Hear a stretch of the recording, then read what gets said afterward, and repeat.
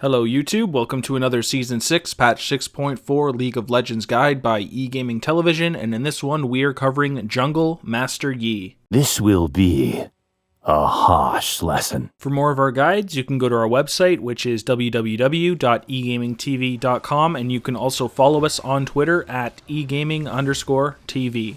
We're going to be doing all of our skin giveaways and other things on our Twitter, so please make sure you guys do go to Twitter and send us a follow. So let's start our Master Yi guide by looking at his pros and cons, starting with his first pro, which is he has fast jungle clear. Master Yi does have rather decent base stats, and he does have AoE in his kit with his Q, so he can actually make it through the camps rather quickly. This is really nice on Master Yi, so he can get ganks in quicker, or he can either farm the jungle faster and get his Devourer going. Yi is generally a champion who wants to farm the jungle a lot, so he can get his Devourer sated. However, when he does get that, he can gank very often and has very potent ganks. When Master Yi reaches the mid game where he's got his sated Devourer, some boots, and his Ginsus, he is very strong. With all of the abilities in his kit, which we will look into in depth later on, he can do more damage than most junglers in the whole game. He is rather squishy though, but of course in our build we do grab some tanky type of items, so he doesn't really die. Another pro Master Yi has is that he's hard to itemize against. Although you might kind of think of him as a typical AD assassin, he's actually got a bunch of AP because of how he goes for a Ginsus, and he does do a lot of true damage when he activates his E. This of course means if the team is just stacking armor, they're actually not stopping all of Master Yi's damage, so he can still actually do a ton of damage against high armor teams. Master Yi also has great mobility in his kit, which is one of the most important things to have on a jungler. All this mobility pretty much just comes from his ultimate, which is called Highlander. When activated, he gains between 25 and 45% of his movement speed. With all of this speed and the fact that he does have a gap closer in his Q, his ganks are actually very potent when he does have his R. Another pro Master Yi has, considering the build we can go for, and his kit, is that he has extremely high damage. Every single ability in Master Yi's kit adds tons of damage to him besides his W. The passive part of his ultimate even reduces the cooldown of his basic abilities by 70% when he does get a takedown. This means although his cooldowns are kind of long, he can use them multiple times in a fight, assuming he is getting kills. When you combo this with the fact that his Q does 100% AD and hits multiple targets, this of course means he does a lot of damage. His Q can actually even be used to dodge skills, which makes it rather defensive as well. When you're fighting a target like Lux, save your Q generally to jump over the snare that she will shoot out. You can of course use this for many other abilities in the game and can really be nice to get kills. All the attack speed, attack damage, and movement speed brings us to our last pro, which is he has very good cleanup. As long as Master Yi is getting resets with his Q, he's able to jump to multiple targets in a team fight, and he's really hard to actually get a hold of. I'm sure you've all seen the Master Yis that go into team fights pretty much by themselves in 1v5 people. This doesn't happen all the time, considering you do need a lot of gear, but he's one of the champions that can do it. He is definitely one of the best pub stompers in the game. Now, although he's got all those pros, he's still got a bunch of cons. The first one being he's weak in the early game. There are tons and tons of junglers that can easily invade him. He's not that strong early on, and he gets a little low in the jungle sometimes. To make up for this con, usually I'll drop multiple wards in the jungle while I am clearing, and just farm towards my sated Devourer, so I get stronger in the mid game.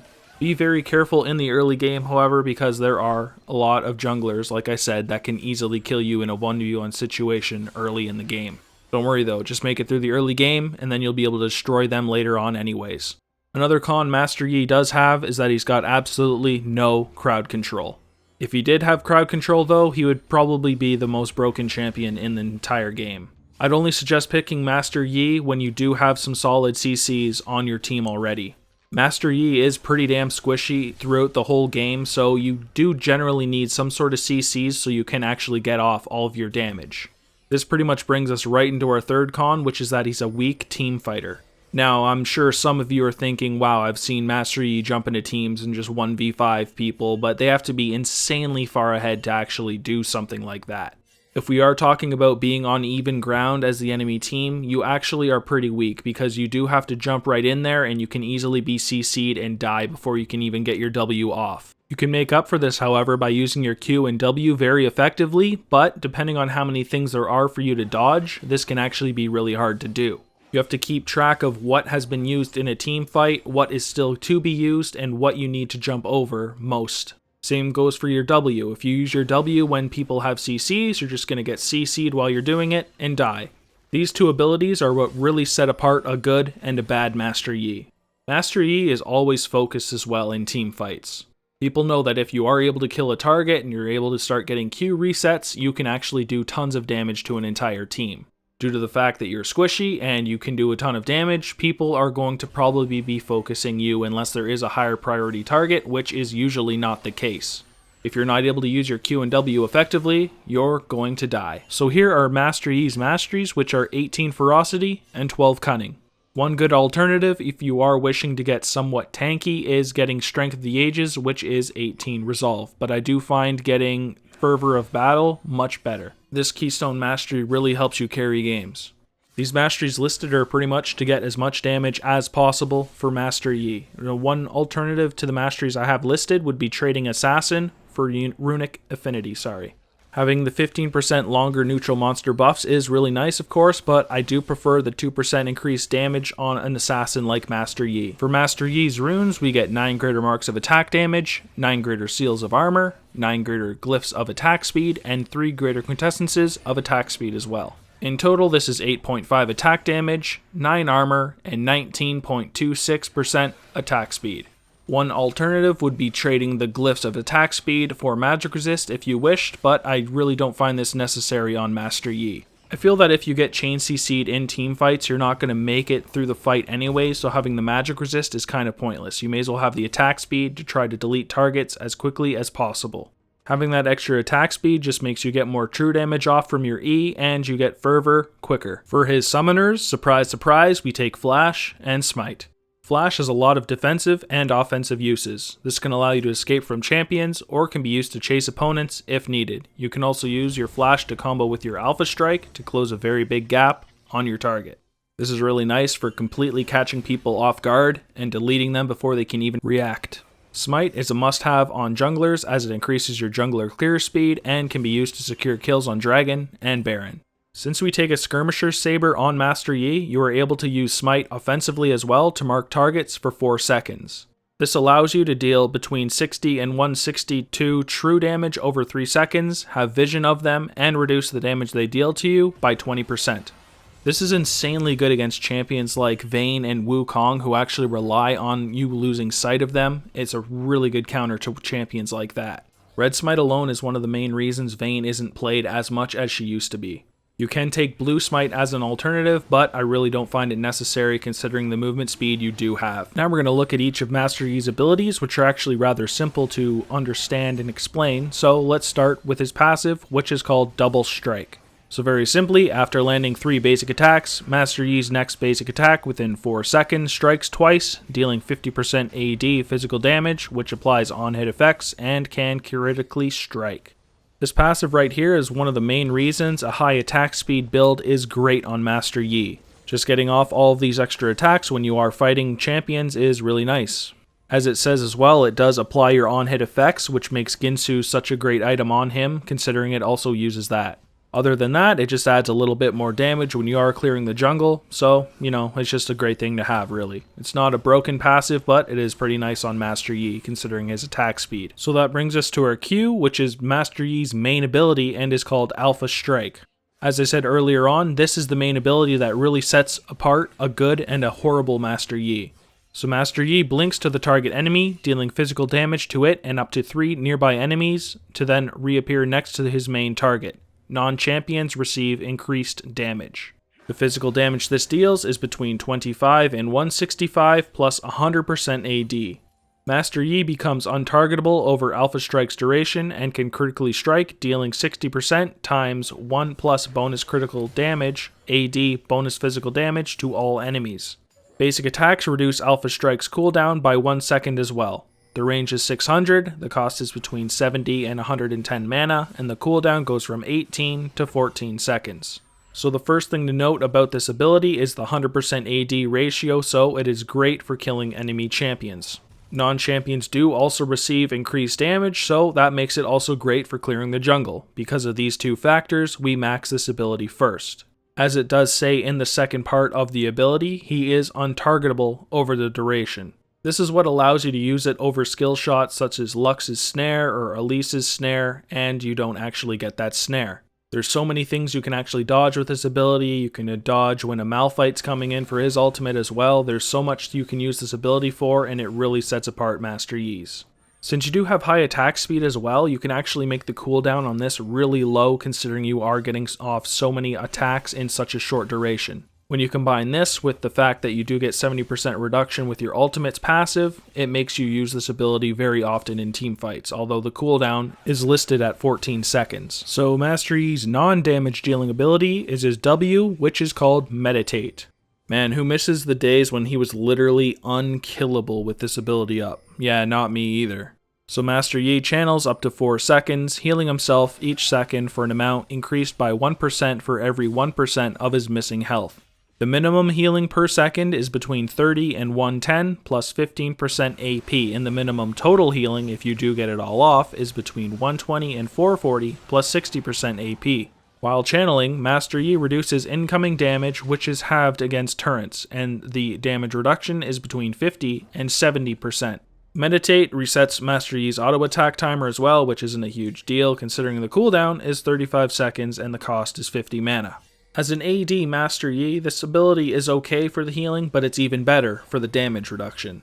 If you are in a team fight, let's say you get your Q off, you start attacking, you're doing a bunch of damage, but then you get really low and there's still, say, 3 seconds until you can Q again. You can activate this so you're taking 70% less damage and you're healing yourself, usually not dying in this duration, and then you can simply Q again and hopefully get kills. This ability is great when you're simply not able to Q an auto attack because you are at the risk of dying. This ability really shines when you are in the middle of a team fight and everybody is on you and you're soaking tons of damage and your team can simply kill them when they fail to bring you down. Although this is a relatively strong ability, it is not as good as our Q and E, so we do have to max this last. So speaking of our E, here it is, and it's called Wuju Style. So for the passive, Master Yi gains 10% AD as bonus attack damage, while Wuju Style is not on cooldown. So this is great just to always have up because you have an extra 10% AD, nothing wrong with that. When you do activate it though, Master Yi's basic attacks deal bonus true damage for 5 seconds. The bonus true damage is between 10 and 30 plus between 10 and 20% of your AD. The cooldown of this ability goes from 18 to 14 seconds as well. Now if you are getting takedowns in team fights, you can actually have this up for the duration of the whole team fight sometimes. Just make sure you are reactivating this as you do get takedowns to keep up all that true damage. The true damage that this does do when you activate it can be a big difference when you are taking down something like a Mundo. This ability is the second one we do level, as it is not as good as our Q, but is better than our W. So now we arrive at the ultimate, which is called Highlander. The passive part, like I have stated before, champion takedowns reduce the current cooldown of Master Yi's basic abilities by 70%. This is what makes you able to get off multiple alpha strikes, Wuju styles, and possibly even meditates.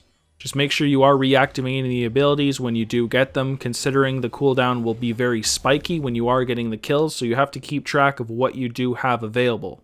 So when activated for 10 seconds, Master Yi gains bonus attack speed, multiplies his movement speed, and becomes immune to all slows. While active, champion takedowns extend the duration of Highlander by 4 seconds. The multiplied movement speed is between 25 and 45%, and the bonus attack speed goes from 30 to 80%. The cost of the ability is 100 mana, and the cooldown is just 75 seconds. So yes, you heard it right. At max level, you get 80% bonus attack speed, 45% bonus movement speed, you're immune to slows, and the cooldown is only just over a minute. Man, is Master Yi ever strong during this duration, assuming he doesn't get CC'd. I've had games where I've been Master Yi and the only sort of crowd control that they've had would be Nunu slows, and man, I just go through the whole team and melt the whole fucking thing. It's really awesome that the duration gets 4 seconds longer every time you get a takedown, so if you are having a good team fight, you're going to have it for the whole friggin' thing. Master Yi's team fight without this is honestly complete garbage, but since the cooldown isn't that long, he's almost always going to have it for a team fight. Master Yi's team fight by no means is strong, but if he can avoid CCs, he can kill multiple targets really quickly with this. People's chance of running away from you when you do have Highlander on are also 0 unless you do get CC'd. Although he doesn't have CCs in his kit, his ganks are still rather strong considering he does get at least a lot of movement speed and he can do tons of damage. Alright, so now that we've covered each of his abilities, we're going to look at his ability order. So first is of course Highlander, which is his ultimate. You take it at 6, 11, and 16. Next would be his Q, which is called Alpha Strike. You take it at 1, 4, 5, 7, and 9. It adds lots of damage to team fights and it is great for clearing the jungle. To get a bunch of true damage, because Master Yi apparently didn't have enough damage already, we max our E next, which is called Wuju Style, and we take it at 2, 8, 10, 12, and 13.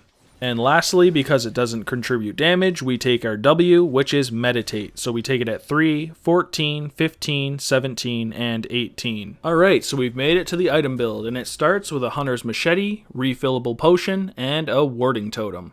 Master Yi is decent at doing the jungle, so we don't need the 3 potions, we can get away with having the refillable.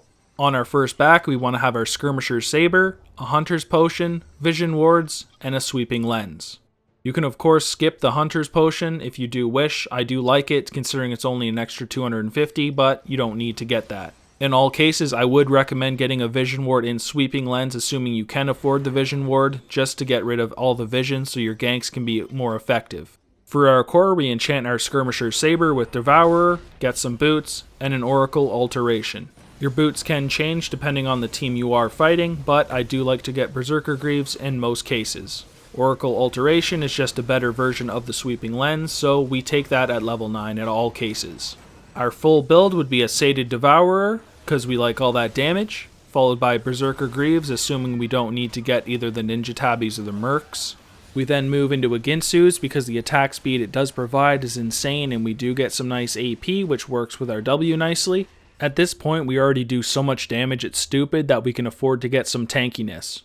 We therefore move into Dead Man's Plate so we get some nice armor and health.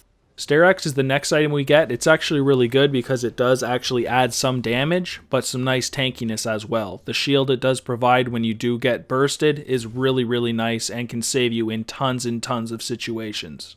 Maw is the last item I do list in the full build. It actually provides so much for Master Yi, it's a really nice item. Although it is very defensive, it also adds a bunch of attack damage, so it actually contributes to us deleting people. One great alternative is a Yumu's Ghostblade if you are looking to delete people even faster. It's not as great as it is on other assassins though, because he does already have tons of movement speed, so I don't actually see people take it too often. One item I do see people take often though is a Blade of the Ruined King, and especially I see this in Korea. If you were replacing something, I would replace the Ginsu's, although the Ginsu's is insanely strong, but the Blade of the Ruined King is really good if you are against tanky champions. If you're looking to do even more AoE, a Titanic Hydra is actually a really nice option and it makes you even tankier. The last alternative I've listed, which honestly isn't that incredible, is a Frozen Mallet. Sure, it's nice for the health and damage, but the slow it provides is really not that big of a deal for Master Yi considering how fast he moves. The full build I did list actually is very popular and I do see it listed as a very high % win rate, so I thought that was a great full build and it always works really well for me when I do play. Do not be a shitlord Master Yi that gets 6 attack damage items, goes in, gets 2 shot, and then wishes his whole team gets cancer because they're useless. Master Yi has tons of abilities that do lots of damage in his kit. He doesn't need 6 damage items. Get some tankiness, don't be a fucking idiot. So on that note, thank you for watching. For more of our guides, you can go to www.egamingtv.com for a nice little list of our guides. You can also follow us on Twitter, which honestly you should do, which is at egaming_TV. The reason you want to do this is we do skin giveaways, and you need Twitter. Free stuff's awesome, right? Follow us on Twitter. Till next time, have a good day, and get some tankiness in your builds.